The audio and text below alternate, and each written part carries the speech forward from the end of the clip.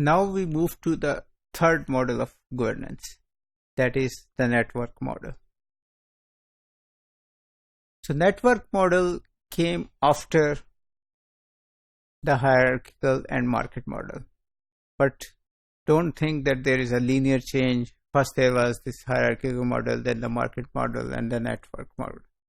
So all these models are even present in this society today. But gradually, organizations, government are moving away from hierarchical and model and market model and toward network model and partnership model.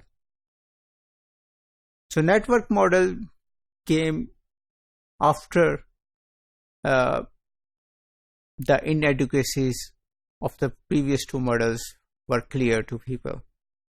So it was more really the late 80s and 1990s when network model came into view or people research about it. So why network model? The primary reason was the hollowing out of the state. So the state was changing. So state was changing in three ways. So it was changing, power was moving outward from the state. That is meaning by privatization. Power was moving downward in the state. That is meaning by devolution to the provincial governments, to the local governments. And power was moving upward from the state, meaning thereby to supranational bodies like EU or OIC, or like in case of Pakistan, to the IMF or to the World Bank. So the state of Pakistan is being hollowed out of its power. It is far less powerful today than it was 20 years back or 30 years back. So this meant that government cannot function alone. Government cannot decide alone. Government cannot make policies alone. It has to take care of other people, listen to other people, different stakeholders and all that.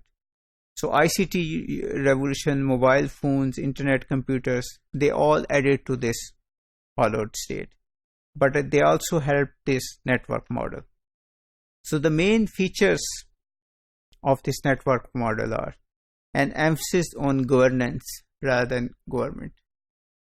So government is not the whole of governance. Governance is a much wider concept in which private sector and professional bodies and civil society organizations are all involved. So we have to focus on governance rather than on government. Power dependence. So nobody is all powerful. Every organization, even the government, is dependent on some other people.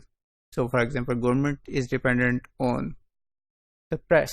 Government is dependent on the industrialists. So currently, there is not much industrial activity. So why? Government goes to the industrialists and asks them to help increase the economic growth. And this result in power dependence results in policy networks. So policy is not made inside ministries and departments.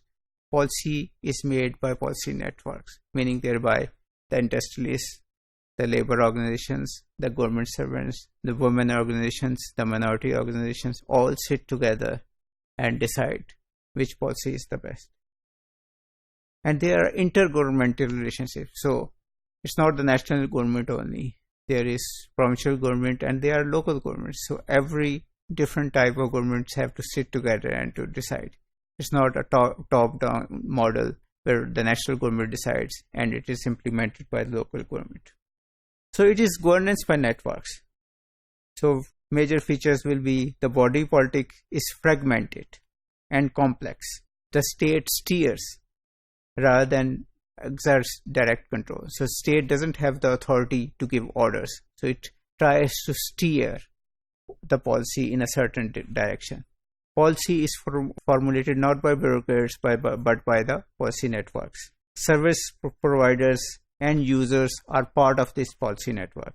There are multiplicity of providers, some public sector, some private sector. Relationships are neither hierarchical nor contractual.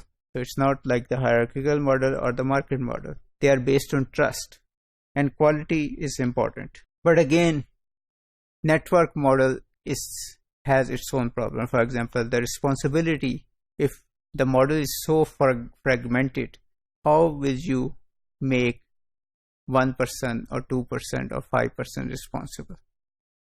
So responsibility is distributed and nobody is responsible for anything if you go down, look at the network model.